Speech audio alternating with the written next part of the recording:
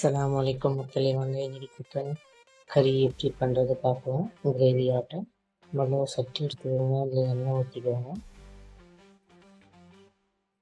எண்ணெய் ஊற்றிக்கிட்டு எண்ணெய் சூடான பிறகு நம்ம வெங்காயம் தக்காளி எல்லாம் பெருசாக கட் பண்ணி வச்சுருக்கிறோம். அது இது நம்ம வதக்கணுங்க. வெங்காயம் வதக்கலாம். வெங்காயம் வதக்கின பிறகு நம்ம தக்காளி ஆட் பண்ணணும். இந்த வெங்காயம் வதக்கி வச்சு கொஞ்சம் தக்காளி பண்ணால் ஒரு 3 வெங்காயம் 3 தக்காளி எடுத்துக்கலாம். தக்காளி ஆட் பண்ணிக்கோங்க. பெருசாக இருக்கா பரவாயில்ல. அதை வதக்கி நம்ம கிரைண்ட் தானே பண்ணிட்டோம். அதனால இப்போ ஒரு 4-5 பல்லு பூண்டு, ஒரு சின்ன இஞ்சி அதெல்லாம் கட் பண்ணி போட்டுக்கலாம். அப்புறம் பாதாம் ஆட் பண்ணிக்கலாம். ஒரு 4-5 பாதாம் ஆட் பண்ணி அதை நல்லா வதக்கி வச்சு நம்ம சைடில் எடுத்து வச்சுக்கலாம்.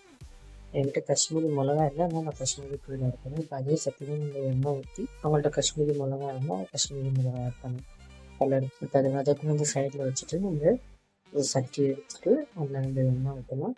அடுத்து ஸ்லோ வச்சு பண்ணுங்கள். அந்த ஸ்லைஸாக ஒரு வெங்காயம் கட் பண்ணி வச்சுருக்கேன். நிமிஷம் அதை நல்லா போட்டு நல்லா வதக்கலாம். அதை நல்லா வதங்கிடுச்சு. அதில் ஒரு 1/2 ஸ்பூன் இஞ்சி பூண்டு பேஸ்ட் பண்ணலாம். எனக்கு நம்ம அதிலே இஞ்சி பூண்டு போட்டுப்போம். அதனால ஒரு 1/2 ஸ்பூன் இல்லை 1 ஸ்பூன் போட்டால் போதும்.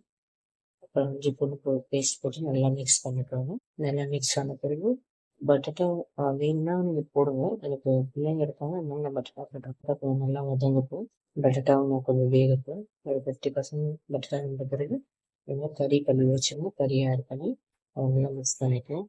இதில் தனியா, மிளகாத்தூள், கரம் மசாலா, சிக்கன் மசாலா எல்லாம் இருக்குது. நல்லா எடுத்து போட்டுக்கோங்க.